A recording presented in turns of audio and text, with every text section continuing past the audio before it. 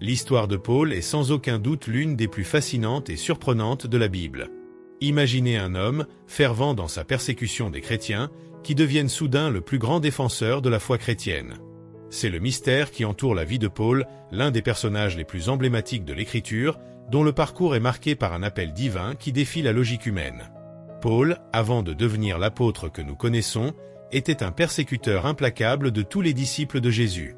Il croyait qu'il défendait la vraie foi, agissant avec zèle, mais à un moment inattendu, quelque chose d'extraordinaire se produit.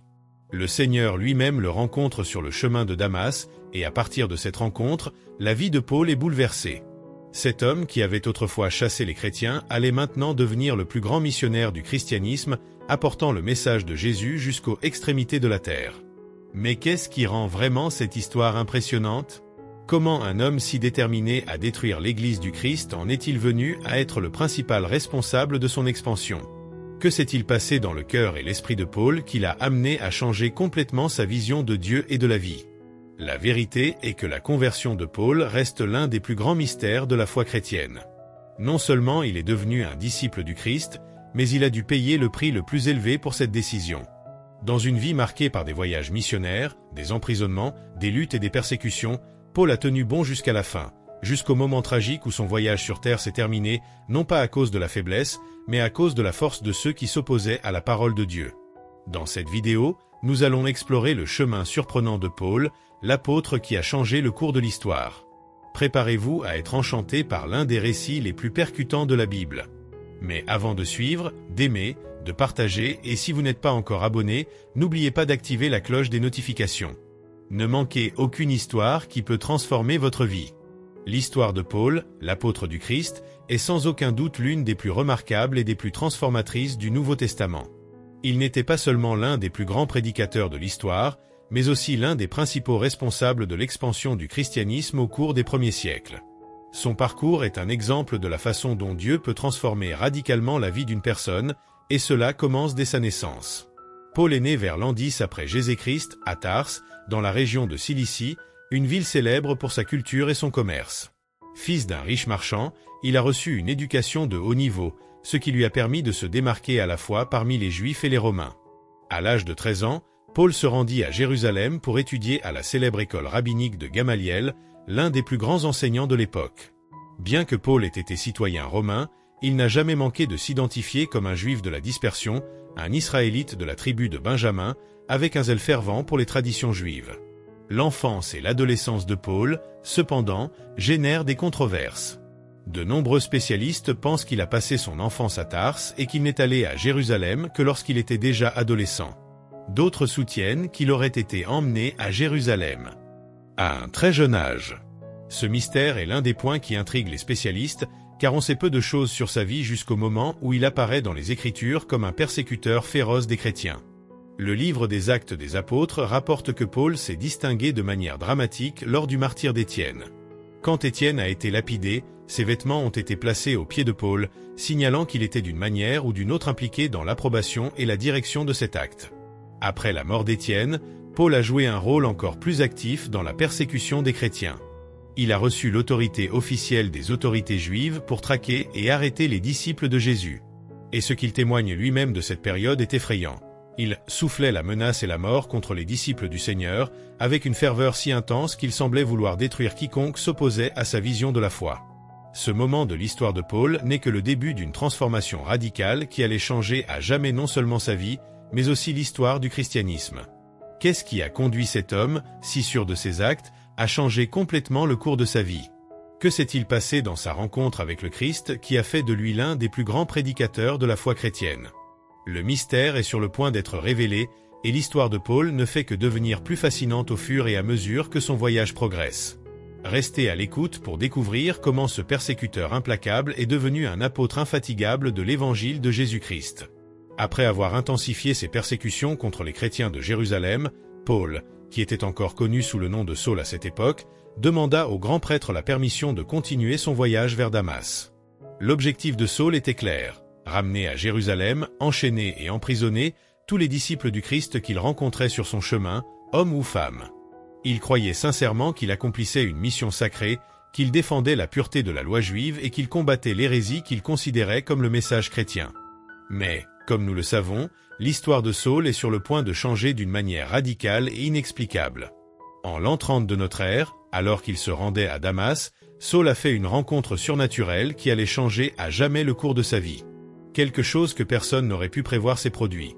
Une lumière resplendissante, venant du ciel, l'a enveloppé si intensément qu'elle l'a fait tomber à terre. Et c'est alors que la voix de Jésus, le maître qu'il persécutait, résonna à ses oreilles, disant « Saul, Saul, pourquoi me persécutes-tu » La terreur s'empara du persécuteur, qui lui demanda aussitôt « Qui es-tu, Seigneur » La réponse est venue claire et puissante « Je suis Jésus, que tu persécutes. » Il est difficile pour vous de donner des coups de pied contre les aiguillons. Avec cela, Saul a été confronté à une réalité inattendue. Celui qu'il croyait être un faux prophète, Jésus lui-même, lui parlait maintenant directement. Tremblant de peur et d'étonnement, Saul posa la seule question qui lui restait « Seigneur, que veux-tu que je fasse ?» La réponse de Jésus fut simple « Lève-toi, entre dans la ville, et là on dira ce que tu dois faire. » Et c'est à partir de ce moment-là que la transformation de Saul a commencé.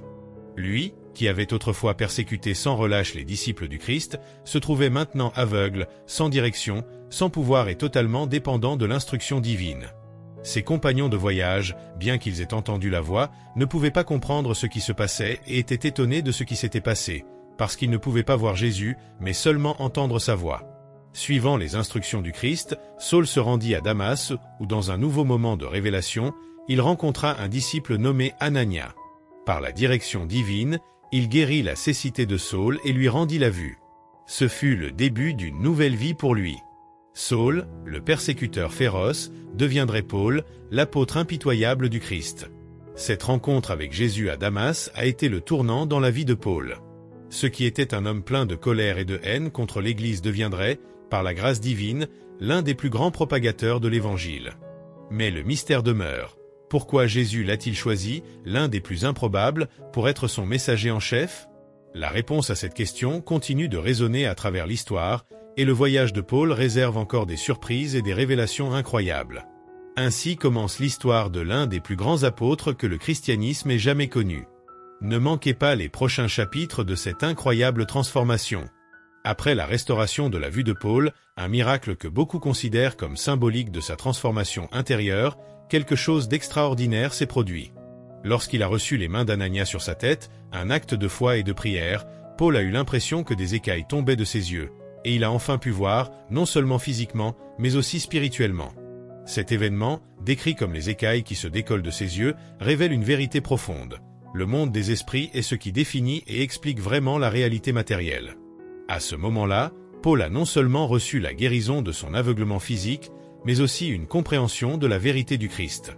Immédiatement après sa guérison, Paul a été baptisé au nom de Jésus-Christ, marquant ainsi l'abandon total de sa vie à la mission divine. L'homme qui persécutait autrefois l'Église en fait maintenant partie, se consacrant à la prédication de l'Évangile du Christ. Il n'était plus Saul, le pharisien persécuteur, mais Paul, l'apôtre missionnaire, qui allait devenir l'un des piliers du christianisme. La transformation de Paul a été si radicale qu'il est devenu ce qu'il détestait le plus, un chrétien. Comme il est cité dans les Écritures, Paul n'a pas seulement prêché l'Évangile dans une petite région, mais a voyagé à travers le vaste empire romain, fondant des églises, convertissant des païens et répandant la bonne nouvelle dans le monde antique. Ses voyages missionnaires et ses lettres ont joué un rôle crucial dans l'expansion de la foi chrétienne. Il a contribué à façonner les enseignements fondamentaux de la foi chrétienne, et ses lettres continuent d'être l'un des plus grands héritages de la doctrine chrétienne. Cependant, le ministère de Paul a également été marqué par des mystères et des lacunes. Après sa conversion, on sait peu de choses sur ce qu'il a fait dans les premières années de son ministère. Les Écritures parlent de sa prédication à Damas, mais il s'est rapidement retiré en Arabie, une période peu documentée, ce qui suscite la curiosité sur ce que Paul a vécu et appris à cette époque. Que s'est-il passé là-bas qui a préparé Paul à être le grand prédicateur qu'il allait devenir? La Bible ne donne pas beaucoup de détails, mais la certitude est qu'il est revenu plus fort et avec un message encore plus ferme. Son retour à Damas fut marqué par une grande opposition. Les Juifs, qui avaient déjà été témoins de ses actions en tant que persécuteur, le considéraient maintenant comme un traître à la foi juive. Face à cette menace, Paul a dû fuir pour sauver sa vie, et c'est alors qu'il est allé à Jérusalem. Après 3 ans de ministère, il a rencontré d'autres chrétiens, mais beaucoup avaient encore peur. Comment pouvons-nous faire confiance à celui qui avait autrefois chassé les disciples du Christ? C'est Barnabas, l'un des apôtres, qui s'est érigé en défenseur de Paul, en le présentant aux dirigeants chrétiens de Jérusalem. Cependant, Paul ne resta pas longtemps à Jérusalem, car l'opposition des Juifs à son égard s'intensifiait, et une fois de plus, il dut fuir, cette fois, pour continuer seul sa mission. Ce moment, tel qu'il est décrit dans l'Écriture, a été confirmé par Dieu dans une vision, alors que le Seigneur lui assurait que Paul devait poursuivre son voyage missionnaire avec courage malgré l'adversité. Quand Paul a rencontré Pierre, il n'est resté avec l'apôtre que pendant 15 jours. Au cours de cette brève rencontre, il y a eu un débat important entre eux, en particulier sur la question de savoir comment les chrétiens païens devraient vivre. Certains chrétiens juifs insistaient sur le fait que les païens devaient suivre la loi mosaïque, mais Paul a pris une position ferme contre cette idée, enseignant que le salut ne vient pas en observant la loi, mais par la grâce de Dieu, par la foi en Jésus-Christ. Cette position de Paul, prônant le salut par la grâce, a été l'une des plus grandes contributions à la formation de la théologie chrétienne et a contribué à définir la distinction entre le christianisme et le judaïsme, un point crucial dans le développement de l'Église primitive. Avec sa vie marquée par des rencontres avec Dieu, des persécutions, des révélations et des débats théologiques, Paul a non seulement changé sa propre histoire, mais aussi l'histoire de millions de chrétiens à travers le monde. Son voyage ne faisait que commencer, et l'impact de ses paroles et de ses actions se répercuterait pendant des siècles, façonnant la foi chrétienne telle que nous la connaissons. Au milieu des tensions croissantes entre les Juifs et les chrétiens païens, Paul ressentit le besoin d'écrire une lettre aux Galates, qui devint connue sous le nom d'Épître aux Galates. Ce texte est devenu une étape importante car il abordait la question fondamentale selon laquelle les gentils convertis au christianisme n'avaient pas besoin de suivre les pratiques de la loi mosaïque, comme la circoncision, pour être sauvés. Ce fut l'une des premières grandes crises théologiques de l'Église, un temps de profonde réflexion sur la véritable essence de l'Évangile du Christ.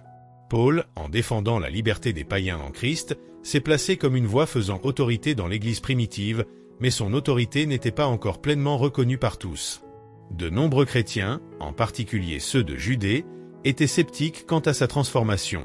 Il était difficile de croire que celui qui persécutait autrefois les chrétiens était maintenant l'un des principaux prédicateurs de l'Évangile. Lorsque Paul a été mentionné dans les communautés chrétiennes, certains ont seulement dit « Celui qui nous a persécutés prêche maintenant la foi qu'il a détruite autrefois ». Malgré tous les défis et la méfiance, Paulo ne s'est pas laissé ébranler. Il s'est consacré inlassablement à la propagation de l'Évangile, faisant face à la persécution, à l'emprisonnement et à une vie remplie de souffrances. Selon ses propres mots, il se considérait comme un « esclave du Christ », ce qui illustre bien son engagement absolu envers la mission divine. Sa vie a été un exemple de sacrifice et de dévouement. La mission de Paul n'a pas été facile, mais elle a été transformatrice. Il a voyagé dans d'innombrables villes, a fait face à des difficultés logistiques, et à de nombreuses reprises, a été rejeté, humilié et agressé. Cependant, Paulo n'a pas baissé les bras. Il savait que son travail faisait une différence. On estime qu'à la fin des temps apostoliques, environ 500 000 chrétiens avaient déjà été touchés par l'évangile prêché par Paul, un nombre impressionnant qui a démontré l'impact de ses voyages missionnaires. Les voyages de Paul, qui se sont résumés à 4 grands voyages missionnaires, ont été essentiels pour la propagation du christianisme dans le monde romain. Il fonda des églises dans diverses régions, fortifia la foi de beaucoup et aida à jeter les bases théologiques qui soutiendraient le christianisme dans tout l'Empire. Son dévouement était inébranlable et même face à tant d'adversité, il a continué à prêcher avec ferveur, faisant toujours confiance à la grâce et à la puissance de Dieu. Cependant, les Écritures ne nous fournissent pas de détails sur la mort de Paul. Ce que nous savons des sources historiques, c'est qu'il a été martyrisé à Rome entre les années 64 et 67 après Jésus-Christ, sous le règne de l'empereur Néron. Dans les dernières années de sa vie, Paul a été emprisonné à Rome, mais même en prison, il n'a pas manqué à sa mission. Il a vécu ses derniers jours en résidence surveillée, où il a continué à écrire des lettres et à enseigner aux chrétiens, toujours avec la conviction que sa vie était donnée pour une plus grande cause. La mort de Paul n'a pas été la fin de son influence. Ses lettres et ses enseignements se sont répandus dans tout l'Empire, et il est devenu l'une des figures les plus importantes de l'histoire du christianisme. L'apôtre, qui fut autrefois persécuteur, est devenu l'un des plus grands défenseurs de la foi, et sa vie, marquée par tant de souffrances et de sacrifices, est un témoignage de la puissance transformatrice du Christ. La fin de Paul, bien que tragique, a été marquée par une sérénité unique qui reflète toute sa foi et son courage. Sur ordre de l'empereur Néron, il fut condamné à mort par décapitation, un sort cruel et douloureux. Pourtant, Paul a fait face à sa mort avec une confiance inébranlable en Christ. Comme il l'avait lui-même écrit dans ses lettres, « Ma vie, c'est Christ, et ma mort est un gain » Philippiens 1h21. Il savait que la mort n'avait aucun pouvoir sur lui, car sa vie était entièrement donnée à Dieu.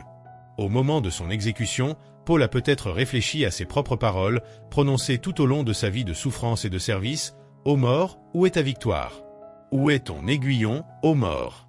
1 Corinthiens 15h55. Il savait que pour un chrétien, la mort n'était pas la fin, mais le début d'une vie nouvelle et éternelle avec Dieu.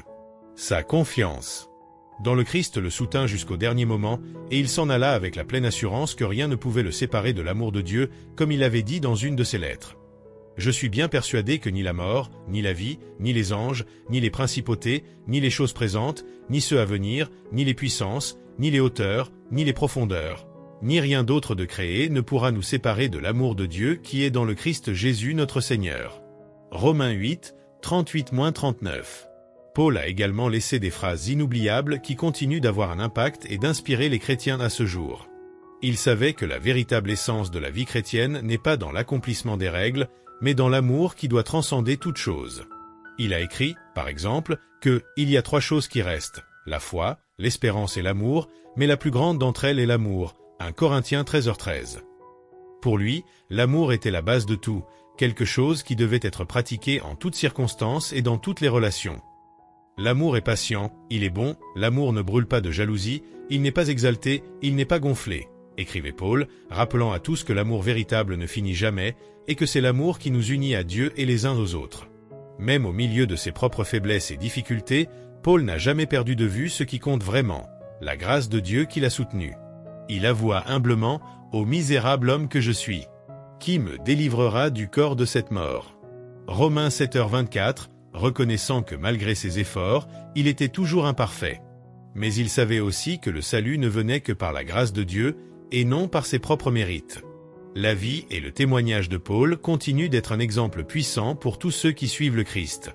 Il n'a pas seulement prêché l'Évangile avec des paroles, mais il a vécu par des actes, affrontant les plus grandes difficultés et même la mort, avec courage et foi. Son message est clair. L'amour du Christ est plus fort que toute souffrance, et c'est cet amour qui doit être le guide de notre vie. C'est ainsi que, avec sa vie consacrée au Christ, Paul a quitté ce monde, mais il a laissé un héritage éternel qui continue de façonner la foi chrétienne jusqu'à ce jour.